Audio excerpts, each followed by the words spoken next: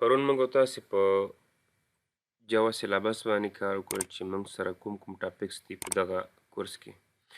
نن راځو واټ از جډیکې. جډیکې سټینډ فار جاوا ډیولپمنټ کټ. څنګه جاوا ډیولپمنټ کټ چې په دغه کې بیا انکلوډ دي څه دی جی آر ای او جی وی ام. د جډیکې په واسطه دا چې د آل ټولز پرووایډ کوي د جاوا لانګویج لپاره، هغه که پروګرام ایگزیکیوشن وي، کمپایلیشن وي، صحیح ده. او جی آر ای سټینډ فار جاوا رن ټایم انوایرمنټ. څنګه جاوا رن ټایم انوایرمنټ. او بل موږ سره دی جی وی ام. جی وی ام سټینډ فار جاوا ورچوال ماشین. څنګه جاوا ورچوال ماشین. خیر JRE stand for Java Runtime Environment.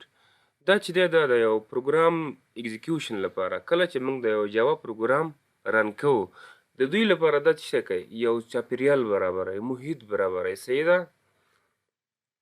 چې JRE له ځان سره بیا څه لري، جی وی ام لري. JDK کې انکلوډ څه شی دی، JRE او جی وی ام. خو بیا په JRE کې څه دی انکلوډ دی، جی وی ام چې سټینډ فار جاوا ورچوال ماشین، صحیح ده. جی وی ام به څه کوي، دا د which is responsible to execute a Java program. د دې وظیفه دا ده چې د څنګه موږ کولی شو د جاوا پروګرام څنګه کو ایگزیکیوټ کو، یو ریسپانس ورکوي، صحیح ده. جی وی ام سټینډ فار جاوا ورچوال ماشین. دا یو سافټویر دی د انټرپریټر په شکل باندې، کوم چې په سی لانګویج کې لیکل شوی دی، صحیح ده. which we can execute our Java program. د کوم په واسطه چې موږ خپل جاوا پروګرام ایگزیکیوټ کوو.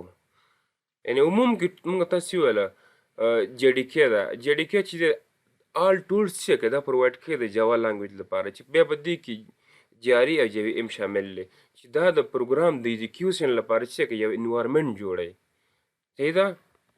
ګوره دا ما یو شکل ورکړی دی، دا ټول له ما سره JDK دی چې JDK contains JRE.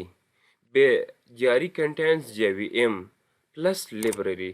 د دوی ټولو مجموعه عبارت څخه ده JDK.